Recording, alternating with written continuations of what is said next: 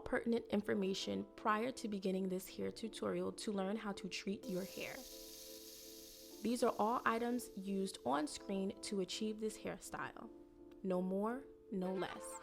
To begin, there are 3 major parts that need to be defined. One positioned at the right extreme of the scalp. The next part starts just behind the ear, extending horizontally, going in direction towards the opposite ear. The final part will split the back portion into 2 halves.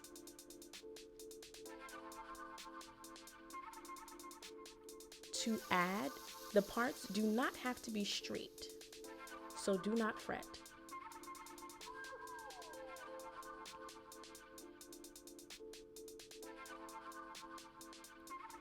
Just prior to braiding, I am adding Eden Body Works Coconut Shea Leave-In Conditioner, and I am lightly coating my scalp as well as the hair follicles with avocado oil.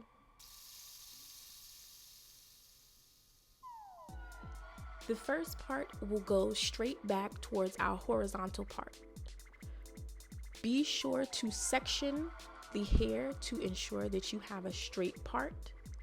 Neat parts are an integral element in having a very neat and refined looking style. As you can see, I am gathering as much hair as possible in this braid at the very beginning of my hairline, or my edge of my hairline. And again, you want to braid down the entire length of the hair. So all of the hair within this braid should be braided. That is always for added protection. The next section requires you to make a part on an angle. And this section should start at the middle part of the previous braid.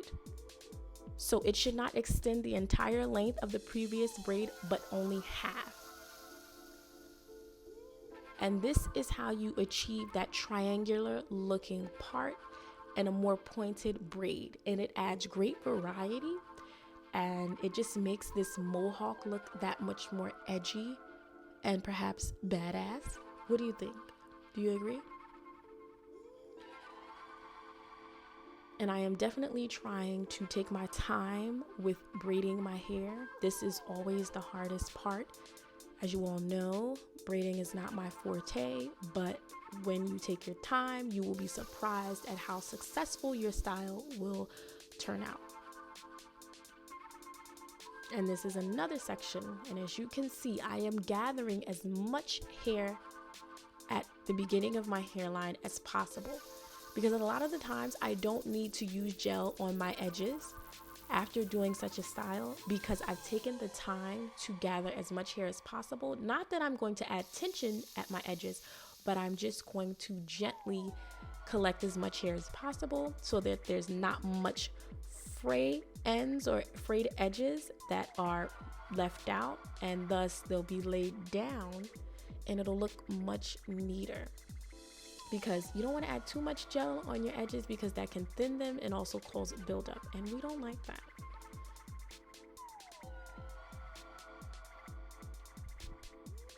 And I'm doing another part on an angle to create that triangular shaped section.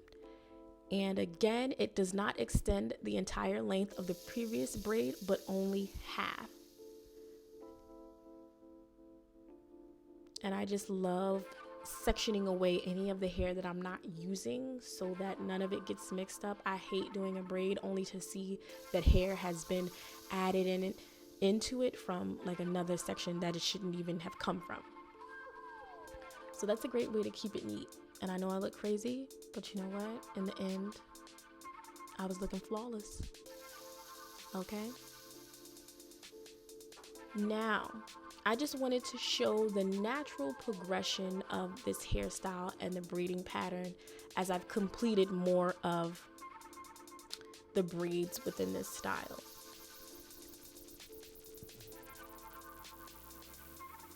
While I am showing you a particular braiding pattern, I don't want you all to feel limited or restricted in any way. Any braiding pattern will work if you have the core elements of which I am demonstrating. And once you finish the front portion, it should look something like this. I'm not too big on it looking perfect. I'm just big on it looking neat and that it will remain in my hair for as long as possible. So the back half, you want to make a part so that you section away 1/3 of the hair within that back portion. And you're really just gonna braid it. So girl, it's really gonna be like a big doo-doo braid. It's just there to help assist us in creating a strong foundation for this style. And in the remaining hair, you can braid this similar to how you braided the front portion. I happen to do more braids that were of a triangular type of shape because it's a lot easier and it's just like less hassle. And by this time I was tired, so I needed to hurry up and finish. And I suggest doing the triangular sections. It still looks great.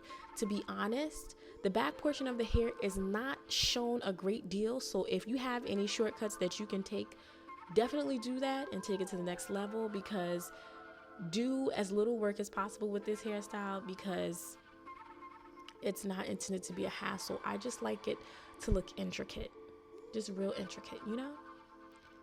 And leave the ends of the hair of these braids out. So I left all of the ends of the braids in the back out, and I'm gonna create one big cornrow.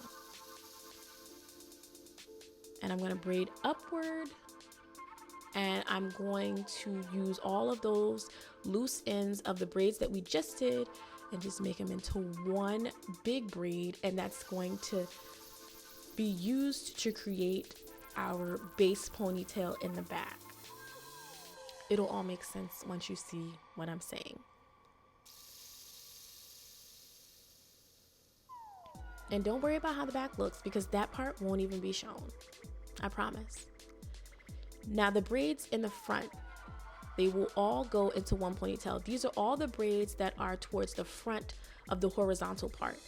And the braids in the back will go into their own ponytail. It should be 4 braids essentially. Even though there's more, it should only be 4. Now, I used number 4 and number 27 Kankala. I only used 2/3 of each pack, and I created ponytails, all of varying widths, lengths, and sizes. And I blended the hair so that it looks much neater and just more elegant. And I twisted 2/3 of it and braided 1/3 of the hair and burned the ends of only 2 of the ponytails, and the other one had a scrunchie. I'm just gonna take the one with the burn in, and the other burned in ponytail will go in the back with the one with the scrunchie, and you're going to twist this hairstyle. You're going to twist this ponytail into a circle, turn it into itself to make like a donut of sorts, but make sure that you cover your own ponytail with your natural hair. And it's all about pinning, but you want to bring the bun close to the front of your hairline, because again, you want to cover as much of the center of your hair as possible. And definitely pin strategically. Don't waste a lot of pins. That's not necessary. Pin wisely.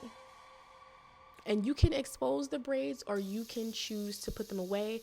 I think it's a great way to just add an extra edge to this look because it's super, super cute. Now, I'm going to take one ponytail and twist it around my bun, my natural bun that I created with my own braids. And that's going to be the base. Twist it and make sure that it does not unravel. So I would pin the end of the hair as well as the center. So you see me pinning just close to the end of this bun. And then I'm going to tuck in the ends of that ponytail, and I'm going to twist down, and then I'm going to wrap it around and bring it towards the front. So the braided end is going to be in the front and wrap around the first bun that we created, if that makes any sense. I hope I'm not confusing you all. Just watch it again because I'm a visual learner and I definitely kept that in mind. And always make a pin at the front, the very center Use bobby pins strategically, guys. Don't have a whole bunch of pins. It's not necessary. I only used 15 in total, I promise. And when you're done playing around with it, it should look a lot like this. I encourage you to cut away any frayed ends. If you twist your hair and do it well, it should come out like this and you won't have a ton of frayed ends. I hope you guys enjoy this, and I'm so glad I finally got this out. Thank you.